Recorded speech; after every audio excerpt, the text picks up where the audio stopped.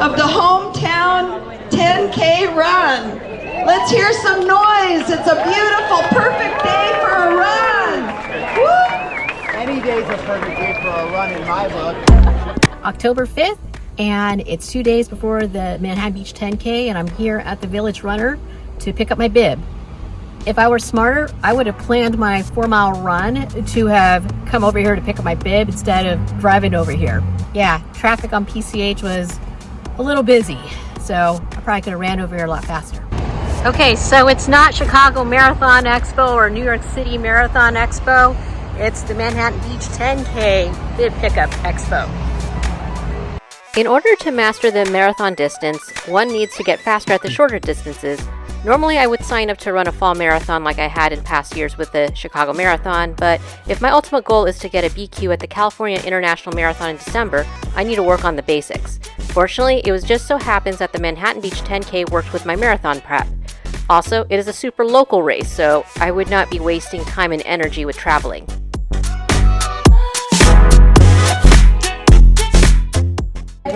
All right, where am I?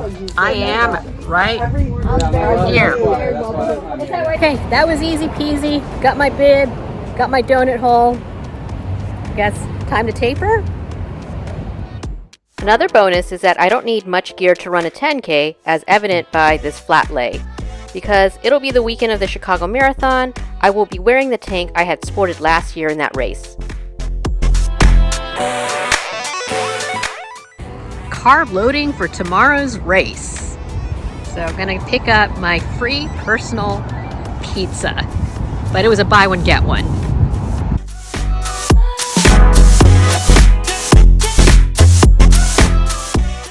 Not quite Chicago deep dish pizza, but close enough.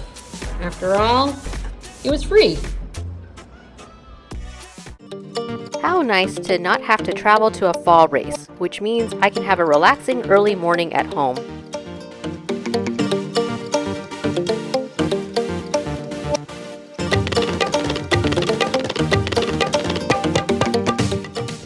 It's 6:42 and the race doesn't start for another about 45 minutes, but that's okay.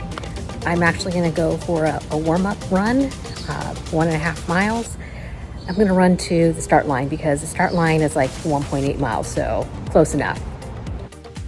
This by far was the easiest commute to the start line. No sitting in traffic or looking for parking.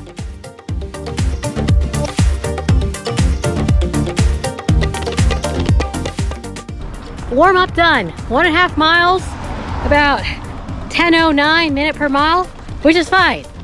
I don't want to blow it all in the first 1.5 miles here. We still got a 10K to go. And it looks like we have arrived in Manhattan Beach. And we have arrived at the start area.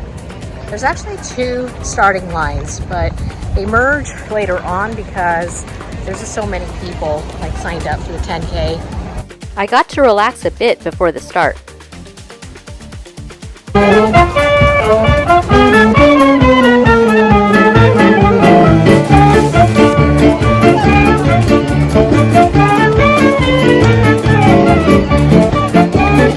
And fit in some dynamic exercises.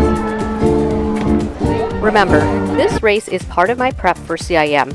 My A goal is to finish a sub 50 minutes, which would average about a pace of 8 minutes per mile. 5, 4, 3, 2, 1, and away we go! Are we going? I think we're going. Sort of, maybe. Major traffic jam in the beginning, and I had to weave around other runners to get to my planned pace of 8:10 per mile for the first 2 miles, then go faster from there. The course has some major rolling hills, but you can build up significant speed on the downhills. However, there is a huge hill on Rosecrans Avenue between mile 4 to 5 to consider, and I had to account for a slowdown for that part of the course.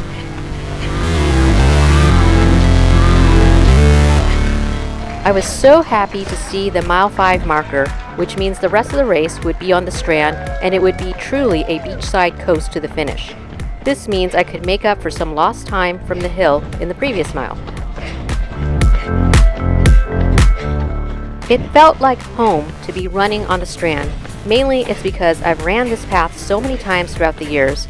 After all, my first Manhattan Beach 10K was in 2014, which launched my interest in long distance running.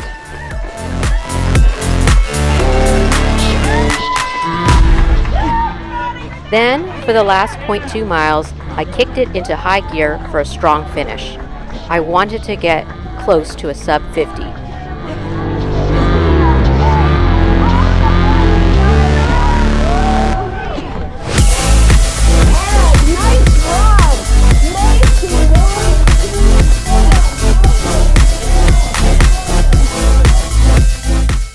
But was it enough?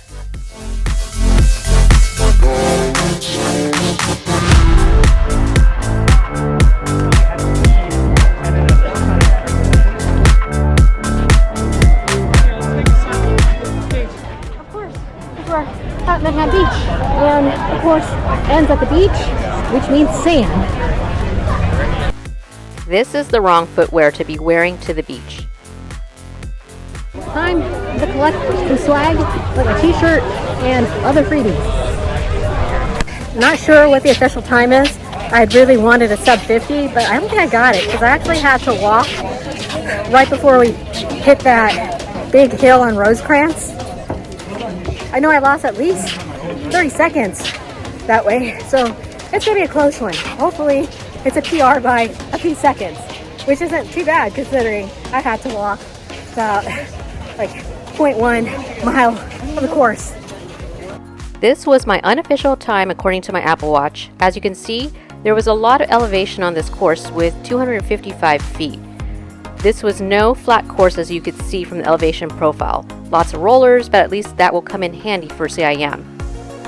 There were things to celebrate, such as me finishing the first 5K at around 25 minutes like my coach had planned. And I wasn't disappointed with my split. It was just the Rosecrans Hill before mile 5 where I lost significant time, but at least I achieved a negative split in the last mile.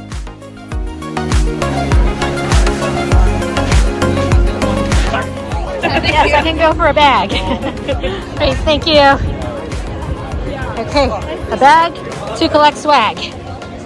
Because you know, your girl likes freebies. I mean, for what I pay in races for the entire year, yeah, I want to recoup some of the costs. Cucumber watermelon. Okay, great, thank Strawberry you. lemonade. Thanks for being here, guys. Don't forget some discount cards too. Hi. Hi, Here you go. thank you. You're welcome. Ooh, I'm gonna need that. I woke up really early this morning. For you guys, please take a free meal, take a free sample. We're giving back. Oh, this is for my husband. He's gonna love it. This is for all the times he's here. He's heard me whine about how bad a training run went. Meanwhile, there were still runners making their way to the scenic finish line.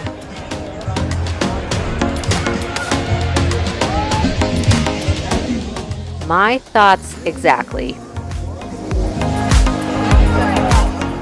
My bag was getting heavy and I still needed to collect my finisher shirt. This race doesn't give out medals, which is fine. I've got plenty of medals, but I'm here for the shirt.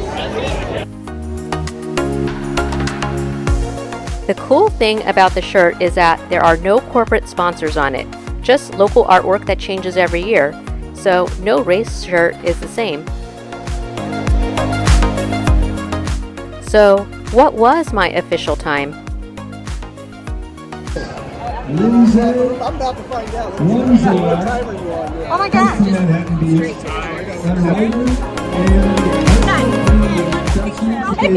Yay, number 10. Congratulations. We made it. 15 was 17. Cool. I got a medal. I wasn't expecting this. That's right, I had placed 10th in my age group. I wasn't expecting that since there are a lot of fast runners who live in our beach community. And because we're at the beach, it means time for an ASCII bowl. Yes, it was free. Yes, I waited so long for this, so yeah, we're taking a picture for this. All right, I'm done collecting all the swag here. I think I spent more time collecting swag than actually running the race. So I'll show you the haul when I get back. And in the meantime, I'm gonna try to eat this without spilling it all over my singlet here.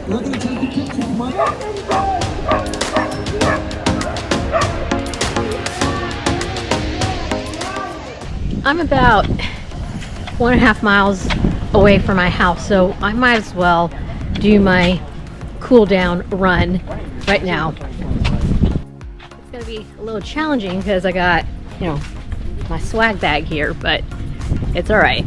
The whole point is it's supposed to be a slow jog, so guess what? That's what I'm gonna do.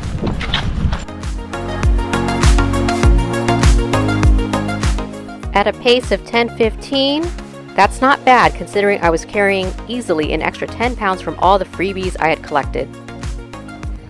50 minutes and 8 seconds. So close to my A goal of a sub 50, but that's okay.